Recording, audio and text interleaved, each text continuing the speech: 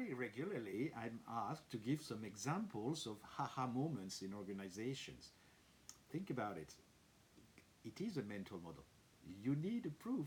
You are afraid of new things. So you would like to make sure that someone else did the job before. That's a very, very interesting indication of a strong business model here. No, unfortunately, people have haha moments, not organizations. Organizations are, in fact, a collection of thousands of collective mental models. It's a collection of also individual mental models. And obviously they cannot change in one night, you know. But what is interesting is to observe that over years, some successful organizations have changed mental models. I've been thinking in such kind of videos of the example of the merchandisation of the cavern. You know, my own father would have never rented his own car to other people, or would never have rented his sofa at home. You know, it was unthinkable a few years ago. Now, at the planet level, this becomes pretty normal. And that's exactly it, you know, the examples of a few companies, mainly in Silicon Valley so far, who have changed, in fact, the mental models of a large number of people. So the only thing is that it takes time.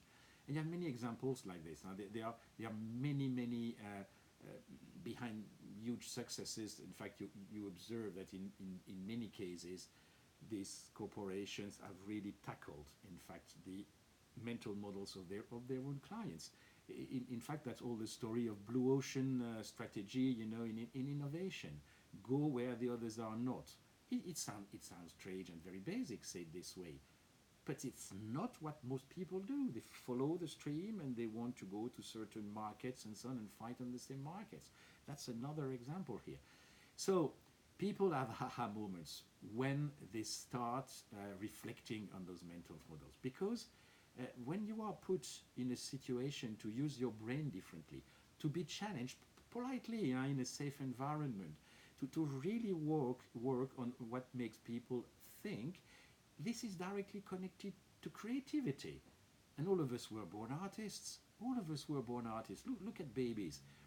It's just that we've lost this, maybe this capability to talk openly together.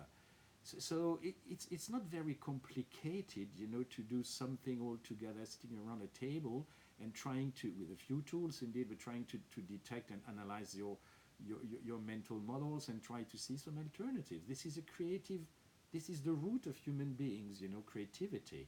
So most of the time, you know, when you do this, you see managers who suddenly realize that, wow, they can do something differently, or some also realize that they should leave their job and do something else, which in this case would be very profitable for them.